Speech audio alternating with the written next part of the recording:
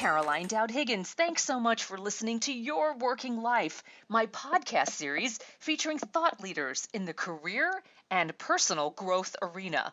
I know that you spend a significant portion of your life at work, so I'm on a mission to provide you with tools, inspiration, and resources so you can enjoy your career and love your life. And I'm very excited to welcome my special guest to the show today, Dr. Paul Stoltz. Paul, welcome to the show. I'm delighted to have you on.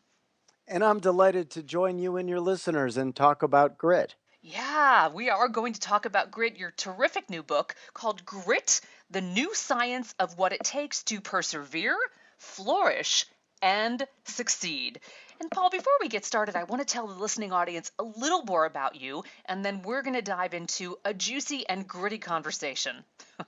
So, Perfect.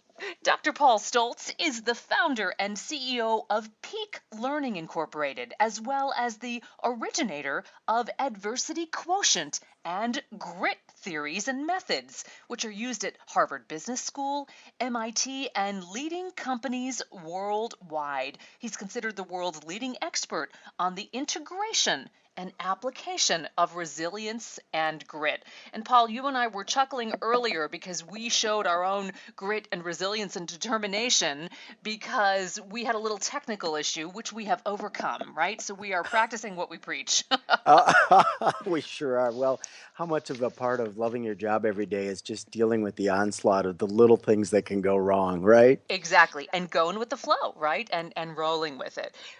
Tell me a little bit, though, about the science behind grit and how you came to write this book. Well, thanks so much, Caroline. It's great, really great to sit down and talk with you about this. The past 35 years of my life, I've just been deeply obsessed with one simple thing, which is what is that thing deep inside those rare human beings that somehow keep the lights on, like until their final breath, when the vast majority of humankind, especially people at work, just kind of dim prematurely. Yeah. And if you look into most companies, it's like The Walking Dead. And I just thought, how do we stay fully alive and truly flourish at work when it's ever more demanding, faster, and kind of insane? And so that research that I've been doing over all these years and the many thousands of studies that we've been part of over that time has led us to this theory, construct, and set of tools that we try to serve up in a simple way in this book we call Grit. Amazing. And I, as a career coach, know exactly what you're talking about. And people lose their sparkle, right? They're just, as you said, zombies at work. They're there because they have to be, but they're not thriving. And thank you for providing strategies and resources to engage people again, right? And help them figure out how to turn the light back on. Oh, thank you for saying so. It's there's no reason work has to be a soul-sapping place. And the real answer is not about finding that place that is the ideal perfect fit necessarily, but finding a way to flourish and make it happen in spite of, in many cases, what's coming at you. And I Exactly. think ultimately isn't that what grit's all about? Yeah. So let's unpack it a little bit because this is the new science of what it takes to persevere. So tell me about that. Yeah, it really is because, forever, a lot of my research has been about resilience. And we were Hmm. one of the sort of founding researchers on this stuff, which, if you think about it, isn't that kind of like defense? Because Mm, resilience is about how do you respond to whatever comes your way, and hopefully respondingly in a way that strengthens and improves you as you face what our research shows is up to 32 adversities a day average globally for people at work. wow. So, and that trend started with 25 years ago. So work's gotten more adversity rich, right? But Hmm. grit, the new trend is this. Things take longer. Think about the goals you're trying to achieve, right? I mean, do they take less or more time? Are they easier or tougher? Are they simpler or more complex? Do they take more or less frustration, struggle, and sacrifice? And and what percentage of our goals do we even achieve anymore? And all of that screams for grit. So if the resilience piece is sort of defense, grit is offense. It's about how do you dig deep and do whatever it takes, even suffer, struggle, and sacrifice in order to achieve your most worthy goals and frankly, stay fully alive in the process. Excellent. Thank you for that clarity. Now, this research and these tools have been used at Harvard and MIT and in major companies worldwide. So, are Mhm. these the same tools that you're sharing with readers in the new book? They are that and more, actually. I did a kind of sneaky thing, which I hope really benefits the readers and your listeners, which is one of the steps, you've got to understand it, you've got to measure it, and you've Hmm. got to grow it, right? And one of the tools we have called the grit gauge is a 6-minute online assessment, which is the gold standard actually for measuring your grit. And I included a private code for every book that we sell so that instead of the $200 a person that they pay for in the corporate arena, readers for the price of the book can get their own and get those insights, which I think is such an important part. Fantastic. And is this something that they can, well, the code is for each individual book, right? So that's something that you get when you purchase the book. That's right. Yeah, you get it free with the book, that and a whole slew of tools for growing your grit. Fantastic. And you talk about how grit is made up of four building blocks. Tell me about those. We've got growth, resilience, instinct, and tenacity. Yeah, we do. That's really true. I mean, grit has been a pretty flat conversation. It's been sort of simplistic, like how much grit you got, Mm, and could a person have too much grit? And we found when we peeled this back, if you think about it, in the world of work and life, what's more important, the quantity or the quality of your grit? And in yeah. most cases, most employers tell us really quality can trump quantity. So growth is about your ability to kind of pull your head out of the weeds and ask yourself, what are the fresh insights, ideas, and inputs, and what are the ways in which I need to improve myself in order to make this happen? That's growth. Resilience is that piece about how you respond to the tough stuff. And then the instinct, is very interesting because there's sort of dumb grit and smart grit. And smart grit is going after goals in ways that are the best versions of the goals and the most effective ways to get there. There are so many people we see in the workplace who are demonstrating kind of dumb grit where they're just relentlessly beating their heads to a bloody pulp, going after the same stuff in the same ways. And then of course tenacity is the final one, and that's the raw pure engine of grit, which is that never say die, do it again, often beyond others perceived level of sanity, Mm-hmm. where Mm-hmm. you just keep hacking away at it until you bust out the other side. So I appreciate your distinction of quality over quantity. In the book, you focus on optimal grit. So tell me about that and how it differs from everyday grit. Yeah, optimal grit, we look at grit three-dimensionally. If the old conversation sort of grit 1.0, this is the upgrade to 2.0. And if you think about almost a six-sided cube, there's weak to strong grit, there's dumb to smart grit, and there's also bad to good grit. Mm, And bad grit is when you go at it in ways that ultimately are damaging to yourself and others, even unintentionally. A lot of people say Steve Jobs had phenomenal grit, but not all of it was good because he kind of ate people alive in the process. And maybe that wasn't entirely necessary, right? So we as leaders and people, maybe we can demonstrate better grit, gooder grit, right? So when we look at this whole equation of grit, what optimal grit's really all about is, hey, imagine roaming the planet where you demonstrate the strongest, smartest, goodest grit across all dimensions in all situations. I mean, you kind of become unstoppable, and that's the engine, that's the fuel cell of achieving what I call a deep sense of gratification, which is which is that it's good thing. stuff. Well, Yeah, Caroline, yeah. think about the goal, right? I mean, at the back end of it all, what defines a good life more than setting out for noble and worthy goals and digging deep and especially sacrificing suffering and struggling along the way and coming out the other side and saying, I did that. Yeah, And, yeah. and that's that deep sense of gratification that I think defines a good life. You know, what I'm hearing too is that there's a tremendous sense of self actualization in measuring and even growing your grit. So, how does one gauge their grit factor, and what kind of tools do you have in the book to help us with that? Yeah, that we tried to make it really simple for readers. We broke the book into three sections. We call it Grok, Gauge, and Grow, which means to understand, measure, and improve your grit. That's what we just set it out. 176 pages is pretty short. Wanted it to be portable.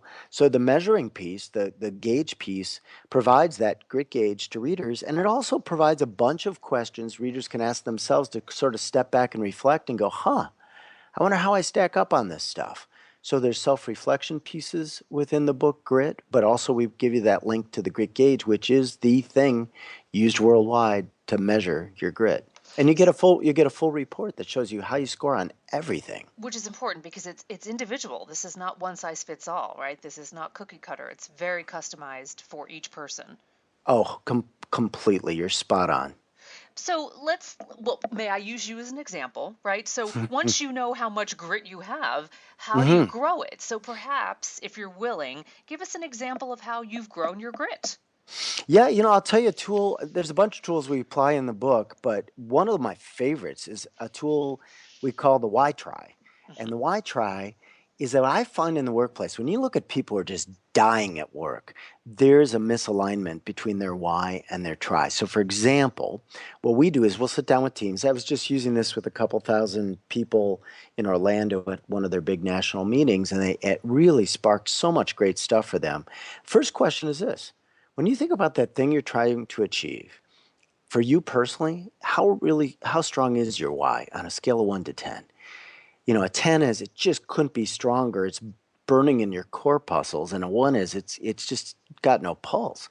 And then second of all, given that on a scale 1 to 10, if you're brutally honest with yourself, how strong is your try? Not your words or intentions, but your actual energy and effort you're pouring into it.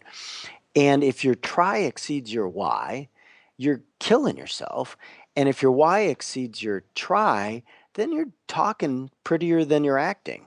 There's a misalignment. But then the final question becomes, what adjustments do you need to make personally to upgrade and optimize and align your why with your try? And if we live that way at work, we tend to be digging deep on the right stuff to achieve worthy goals. So, it makes me think about hiring, right? So, folks that Yeah. are recruiting and building new teams. And clearly, a success ingredient, I believe, for individuals is high level of grit, right? So, how does one look for that in an interview process or a recruiting process? How do you build a gritty team?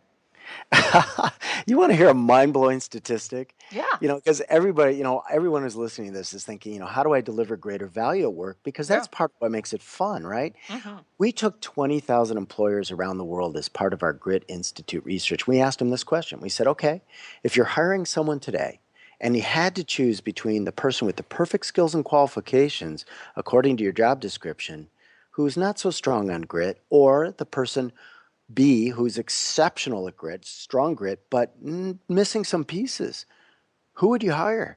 98% worldwide said they'd pick grit. Then the second question we asked them is we said, okay, describe that person who's got the most extraordinary grit you've ever worked with. And they'll say, oh, Caroline, she's amazing. She always finds a way to get it done, makes it happen, and they'll wax poetic. Then here's the killer question. We ask them, how many normal employees would you trade for one Caroline? And the Wow. average answer is 7.3, which means, and with leaders, it's 8.4, which means what these employers are saying, I mean, check this out. They're basically saying, I would trade an entire team of people that I hired and recruited into my company in order to have just one with that thing, that element called grit. So, what we do is we help them assess that in the interview process. It doesn't work to ask people what's the toughest thing you've ever faced and how you handled it, because that's actually in inverse, like a major backfire, because the Yeah. people who are the grittiest don't even remember their adversities. So, it's Right. actually It's not considered an adversity then, right? They overcame it. Yeah. you nailed it. You get it. So what we do is they use the grit gauge in the screening process, and we also equip them with some interview questions that they can ask that cross-validate that data to help them really unearth some of the grittiest people. I've never seen anything like it. The surge of attention and focus that's being paid to grit in the employment world is absolutely mind-blowing right now. So, whet my appetite with one question you might ask someone as a candidate in an interview when you're checking out their grit factor. You know what we'll ask them? We don't ask them what's the toughest thing you ever faced. We say, Describe to us the one thing you went after that you had to suffer, struggle, and sacrifice the most over the longest period of time. What is it? I And love that, it. Yeah, that's and, good.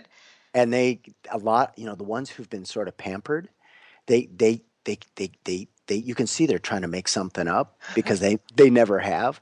And the ones, I was just with the biggest education company in the world, and every single person, student they highlighted, and into both their company, but just sort of as an exemplar of what can happen, their whole story was about grit. This is what stirs the soul. Fabulous. Oh, I'm excited. I'm excited. So you've conducted independent studies around the world, really. What are some of Yeah. your key discoveries about grit and what are the predictions? This is the new normal and the work world has changed. So what are you going to predict for us in the coming year? Oh, those are great questions. We have this thing called the Grid Institute, and we do research in roughly 50 countries around the world, and we do all these independent studies. So we're always collecting this data. And, we've seen a huge surge in how tough it is out there. We've seen a huge surge in how frustrating it is. But I'll tell you the good news. The good news is this: people are more purpose driven than ever before. I think the Great Recession pressed the reset button for so Yeah. many of us to say, you know what? I can't count on my employer to give me a purpose. I'm going to have to carve my own. And plus, there's a huge surge in entrepreneurship. Our work with MIT is around entrepreneurship, and they use this to measure and equip the entrepreneurs because this is the entrepreneurial mindset. So I think the attention that grit's going to get in the entrepreneurial space is really huge. And I think that we're going to see more and more employers saying, you know what? Hey, guess what? The soft stuff's become the hard stuff. Yes. Yeah. I If we agree. if we equip our people with these things that enrich your lives, we're going to get better results in the long term as well. And so it really is the ultimate win-win. And we're so excited to see more and more employers waking up to that and investing in that. Excellent. So, Paul, tell me, if you could pick one thing, and I know there are a myriad of things, but if you could pick one thing that a listener can do to increase their grit today, what would you offer as a suggestion? Pretty simple. What I would do is I would spring clean your goals. And Hmm. I would ask yourself, what is the one thing, like if I knew my time on this planet was limited, what's the one thing most worthy of me digging that much deeper for that much longer to say I made it happen? In other words, if you could only, out of all your goals, only achieve one of them before your final breath, which one's worthy of your greatest grit? And I guarantee you that'll make it happen. And then, of course, asking yourself, how can I do it in a way that benefits others? And how can I do it in a way that's smarter than dumber? Doesn't hurt as well, because that'll keep your energy and that'll help you be more robust along the way. Boy, that really clarifies it. Thank you for that. Such a beautiful focus. And thank you for your uh, willingness to say it's not just about us as the individual, right? How can we help others along the way? I really appreciate that. That's wonderful. Thank you. Well, grit has a hugely contagious effect. Hmm. Gritty leaders are the ones we revere and want to follow. Gritty people are actually the ones who score higher on this are more likely to actually improve their station in life.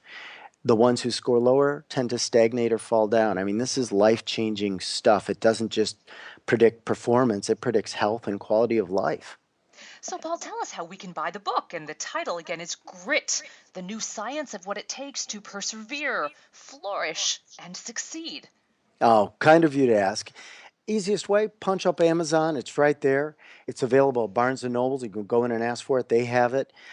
We have a couple sites that might be useful to people. We have the Grit Institute. You can go there. My Twitter is just Dr. Grit. That's my Hmm. handle. That's awesome.